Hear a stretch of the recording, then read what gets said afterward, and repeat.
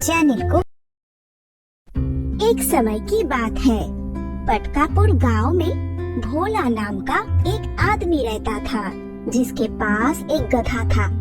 वो अपने गधे से बहुत प्यार करता था और उसका बहुत ख्याल रखता था। गांव में एक घास बेचने वाला था और वो आदमी उससे ही अपने गधे के लिए घास लेता था। भाई, मेरा गधा बहुत भूखा है, 5 किलो घास दे दो। मेरा गधा जब खाएगा घास तो ही आएगा उसे सांस। बहुत कमजोर हो गया है मेरा गधा घास खाए बगैर। भोला, अभी तुम परसों ही तो 10 किलो घास लेकर गए थे। पहले उसके पास आ दो, फिर जाके तुम्हें आगे घास मिलेगा। भाई, मैं आपके सारे पैसे दे दूंगा। जब मेरा गधा लोगों के सामान उठाने लग जाएगा तो मेरे पास पैसों की भरमार हो जाएगी।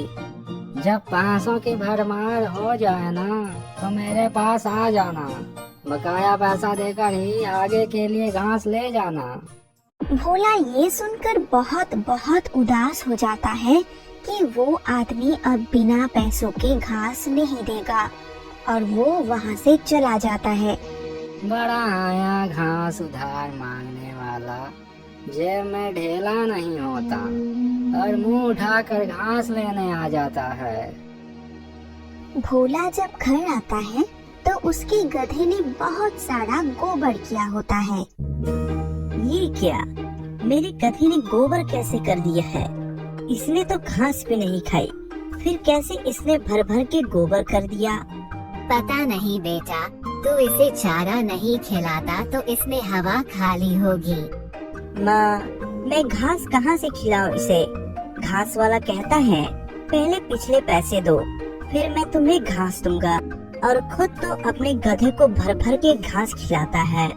वो उसकी घास है जिसे मर्जी खिलाए।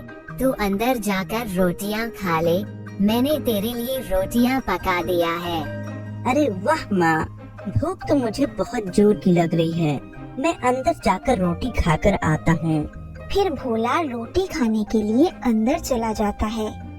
तभी देखता है कि रोटी के बर्तन में रोटी नहीं होती। वो गुस्से में बाहर आता है। माँ, आप तो कह रही थी कि रोटी क्या पका दी है। थोड़ा झूठ कम बोला करो। रोटी के बर्तन में तो एक भी रोटी नहीं है। अरे बेटा, मैं खुद तेरे लिए रोटियां पका के रख के आई हूँ। फिर माँ, रोटियाँ कहाँ चली गयी? जमीन खा गई या आसमान निकल गया? हाय, मैं मर गई। लगता है तेरी रोटियां ये मनहूस गधा खा गया है, तभी तो इसने इतना भर भर के गोबर किया है।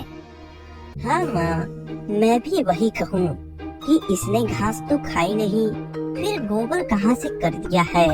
अब समझ आई कि ये मेरी सारी रोटियाँ ठूस लिया है। चलो कोई बात नहीं, इसने रोटी खाई या मैंने रोटी खाई, बात तो बराबर है। अच्छा माँ, मुझे सेठ साहब ने अपने पास बुलाया है, कोई जरूरी काम है, मैं उनके पास जा रहा हूँ। फिर भोला घर से निकलता है और सेठ साहब के पास पहुँच जाता है। बहुत अच्छा किया भोला जो तुम यहाँ आ गए। आज हमको तुमसे बहुत जरूरी बात करनी है। मैंने तुम्हें इसलिए बुलाया है क्योंकि तुम बहुत ईमानदार हो। जी जी सेठ साहब, आपकी बात भी सुनूंगा, लेकिन उससे पहले आपसे एक अनुरोध है। कौन सा अनुरोध भोला? सेठ साहब, मेरा गधा बहुत भूखा है। 3 दिन से कुछ नहीं खाया उसने। आज तो गुस्से की वजह से उसने मेरी रोटियां भी खा ली हैं। ओहो, ये तो बहुत दुख की बात है। बस आप मुझे कुछ पैसे उधार दे दे, ताकि मैं अपने गधे को घास खिला सकूं। हाँ हाँ भोला, मैं तुम्हें जरूर पैसे दूंगा।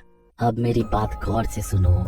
मेरे पास एक कीमती मूर्ति है जो हमारे बड़ों की निशानी है, लेकिन अब वो हमारे घर में सुरक्षित नहीं है। तुम कुछ दिनों के लिए वो मूर्ति अपने घर संभाल कर रख लो। मैं शहर से बाहर जा रहा हूँ, वापस आकर तुमसे ले लूंगा। अरे सेठ साहब, ये तो मेरे लिए बहुत आसान है। आप मुझे उधार पैसे भी दे दे और वो मूर्ति भी। जब आप वापस आएंगे तो आकर मुझसे अपनी मूर्ति ले लेना। फिर वो सेठ भोला को पैसे और वो मूर्ति दे देता है। शुक्र है पैसे मिल गए, अब मैं घास लेकर ही घर जाता हूँ। फिर भोला उस मूर्ति को भी लेकर उस घास वाले के पास आ जाता है। भाई ये पकड़ो अपने पैसे, पिछले वाले भी और अब वाले भी, और मुझे घास दे दो। अरे वाह, बहुत अमीर हो गए हो तुम। और ये तुम्हारे हाथ में क्या है? ये सेठ साहब ने अपनी मूर्ति मेरे पास रखने के लिए दिया है। मैं इसे अपने साथ घर लेकर जा रहा हूँ। फिर जब सेठ साहब वापस आएंगे तो उनको वापस दे दूंगा। हाँ, लोग तो तुमको ही सब कुछ रखने के लिए देते हैं। तुम ईमानदार जो बहुत हो। हाँ भाई, ऐसा ही है। अब आप मुझे जल्दी से घास दे दो। फिर भोला अपने गधे के लिए उससे ढेर सारा घास लेकर चला जाता है। अरे वाह, सोने की मूर्ति। मैं क्या घास बेचकर थोड़े थोड़े पैसे कमाता हूँ। इसकी मूर्ति उठा लेता हूँ। इसे बेचकर तो मेरे पास बहुत पैसा आ जाएगा। भोला घर आकर वो मूर्ति अलमारी में रखकर सो जाता है। इधर मीठा वो मूर्ति चोरी करने के लिए निकलता है और भोला के घर जाता है और उसके कमरे से वो मूर्ति चोरी करके अपने घर आ जाता है। घर आते ही वो अपनी बीवी को बताता है। वो भी बहुत खुश होती है। अरे वाह मीठे, मैंने ऐसे ही तुझे भगवान से नहीं मांगा था, तेरी चोरी वाली आदतों की वजह से ही मांगा था।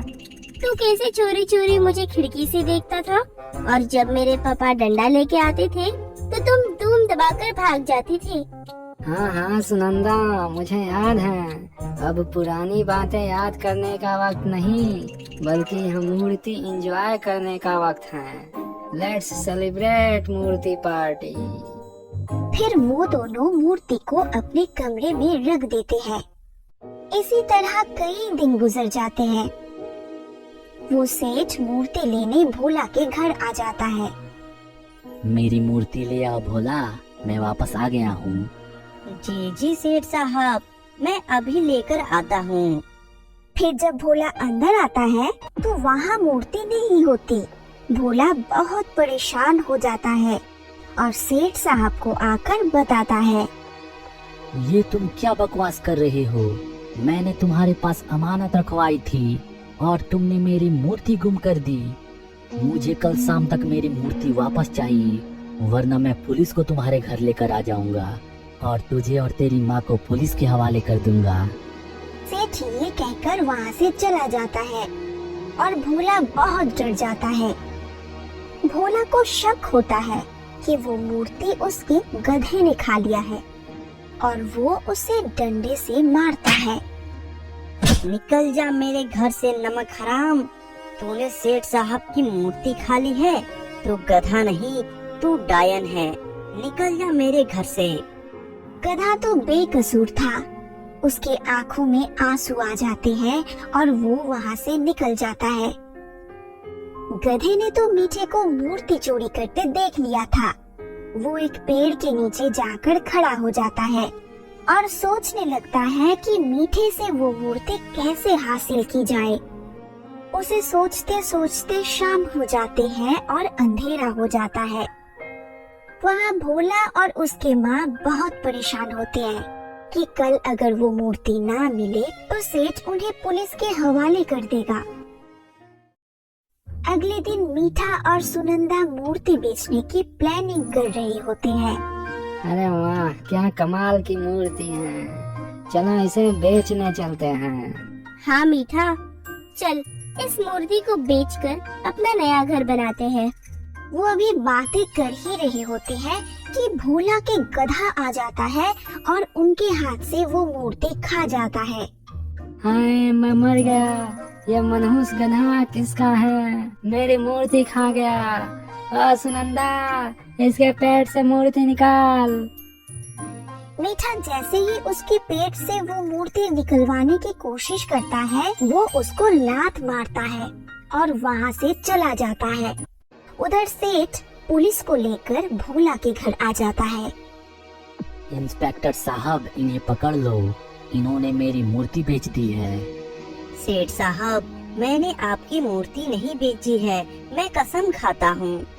उधर मीठा गधे को पकड़ने के चक्कर में उसके पीछे पीछे भागता है और वो गधे के साथ ही भोला के पास आ जाता है। अच्छा, तो भोला ये तुम्हारा गधा है? ये मेरी दुकान से घास खाकर यहाँ भाग कर आ गया है, इसे मेरे हवाले करो।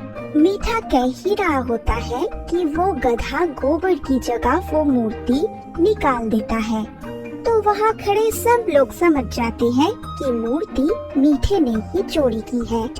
अच्छा, तो मूर्ति तुमने ही चोरी की थी और मेरा गधा तुम्हारे घर घास खाने नहीं बल्कि ये मूर्ति खाकर आ गया है। ये मूर्ति मेरी है, इसे मेरे हवाले करो।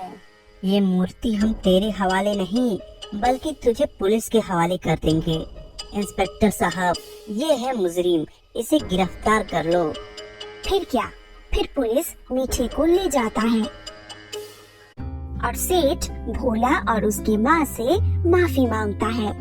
भोला, मुझे माफ कर दो जो मैंने तुम पर शक किया। तुम वाकई बहुत ईमानदार हो, तुम्हारा बहुत शुक्रिया। सेठ साहब, कोई बात नहीं, शुक्रिया मेरा नहीं बल्कि मेरे गधे को कहें जिसकी वजह से आपने असली चोर को पकड़ लिया है। हाँ भोला, आज से इनकी और तुम्हारी जिम्मेदारी मैं लेता हूँ और तुम घर बैठकर मजे की जिंदगी गुजारोगे। तो दोस्तों, कैसी लगी ये कहानी? कमेंट करके हमें जरूर बताएं और ऐसे ही कहानी देखने के लिए आप हमारे चैनल को तुरंत सब्सक्राइब करें। धन्यवाद।